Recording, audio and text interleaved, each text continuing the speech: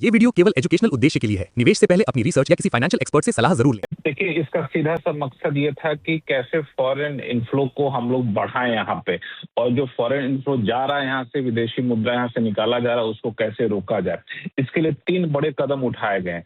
सबसे पहला, जो सबसे ज्यादा इंतजार किया जा रहा था, गवर्नमेंट सिक्योरिटीज में फॉरेन पोर्टफोलियो इन्वेस्टर्स यानी एफपीआई जो है, उनको टैक्स में छूट दी गई है। वो गवर्नमेंट सिक्योरिटीज में जो निवेश करेंगे, उस निवेश करने से उनको जो ब्याज मिलता है और उसके अलावा कैपिटल गेन्स जो होगा, दोनों पर उनको कोई टैक्स नहीं देना पड़ेगा। खास बात यह है कि अभी से नहीं, 1 अप्रैल से जो उनको ब्याज मिल रहा है, 1 अप्रैल से जो कैपिटल गेन्स हो रहा है, उस पर उनको कोई टैक्स नहीं देना पड़ेगा। यानी पूरी तरह से टैक्स छूट का फैसला लिया गया है और इसका नोटिफिकेशन जारी कर दिया गया है। और ये गवर्नमेंट सिक्योरिटीज के लिए खास तौर से ध्यान देना होगा। इतना ही नहीं, गवर्नमेंट सिक्योरिटीज में निवेश करने पर बैंक फॉर इंटरनेशनल सेटलमेंट एक होता है, BIS, उसमें भी इसी तरह के कैपिटल गेन्स और इंटरेस्ट पर टैक्स छूट देने का फैसला लिया गया है।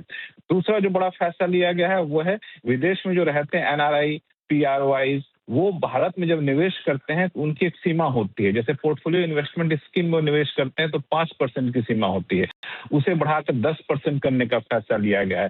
और उनकी जो कुल सीमा होती है वो 10% थी, उसको बढ़ा करके 24% करने का फैसला लिया गया है। इससे भी बाहर के लोग भारत के इक्विटी में ज्यादा पैसा लगा सकेंगे। ध्यान दीजिएगा, एफपीआई जो था वो गवर्नमेंट सिक्योरिटीज के लिए था, PRO NRI जो है इक्विटी के लिए है। तो ये अपने आप में शेयर मार्केट में भी ज्यादा पैसा आएगा, सरकार ऐसा मान के चल रही है।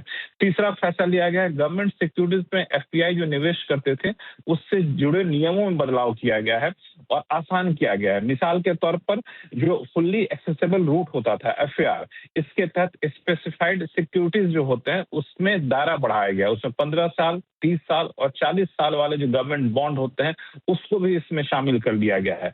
जनरल रूट के जरिए एफपीआई निवेश करते थे, उसमें 3 अलग अलग तरह की लिमिट थी। Short term investment limit, concentration limit और सिक्योरिटीज वाइज लिमिट थी, उसको भी खत्म कर दिया गया है। और इन्वेस्टमेंट लिमिट की 2 कैटेगरी थी, general category, long term category, उस दोनों को मिलाकर एक कर दिया गया है। तो एफपीआई के लिए रास्ते बहुत ज्यादा आसान कर दिए गए हैं। और एफपीआई जो अब तक पैसा निकाल कर जा रहे थे, सरकार को उम्मीद है कि इस फैसले के बाद वो शायद निकालना तो बंद कर ही देंगे या कम कर देंगे, लेकिन लाना ज्यादा शुरू करेंगे, तो फॉरेक्स पे जो दबाव था वो कम होता हुआ दिखेगा। बिल्कुल, फॉरेक्स पर जो दबाव था वो अब थोड़ा सा कम होता हुआ नजर आएगा। भारत में फ्लोज बढ़ने की कहीं ना कहीं आशंका यहाँ पर जताई जा रही है। लेकिन मार्केट्स में आप देखें तो लक्ष्मण जी, इसको चीयर अप नहीं किया। मैं आपको अपडेट दे रहा हूँ, निफ्टी तकरीबन 25 अंक ऊपर ही है और बहुत ही सीमित दायरे में है। क्या मार्केट इससे थोड़ी सी ज़्यादा उम्मीद लगाकर चल रहा था कि यहाँ पर राहत मिलेगी, क्योंकि G6 पर टैक्स में छूट है, कॉर्पोरेट बॉन्ड्स को इससे बाहर रखा गया है, कहीं ऐसी अटकलें हैं?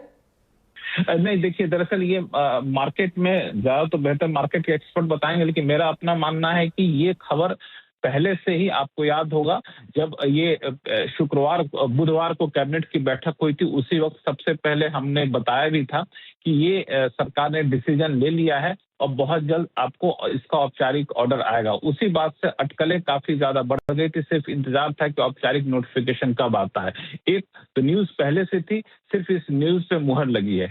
दूसरी चीज कि मार्केट कुछ ज्यादा ही उम्मीद कर रहा था, जो मुझे लगता है गैर वाजिब था, कि सरकार शायद सिक्योरिटी ट्रांजैक्शन टैक्स घटा देगी, सरकार शायद long term capital gains tax घटा देगी।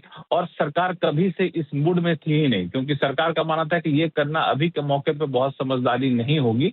और इस वजह से कभी ये प्रस्ताव नहीं था कि long term capital gains tax घटा दिया जाए, STT घटा दिया जाए। ये मतलब 2-3 महीने से जो चर्चा चल रही है, उससे जो मुझे सूत्र बता रहे हैं, तो सरकार, बाजार शायद ये अगर मान के बैठी थी कि STT और long term capital gains tax में कोई छूट मिल जाएगी, वो नहीं दिखा, तो वो भी हो सकता है बाजार को थोड़ा सा निराश करता हो। लेकिन जो बाजार के समझदार लोग थे, उनको पता था कि ऐसा सरकार कुछ नहीं करने जा रही है। तो बिल्कुल एज पर एक्सपेक्टेशन, और इसी के चलते देखें तो मार्केट एक रेंज बाउंड ट्रेड फिलहाल के लिए दिख रहा है। शुक्रिया हमारे साथ जुड़ने के लिए और ये पूरी जानकारी विस्तार से हमारे साथ शेयर करने के लिए।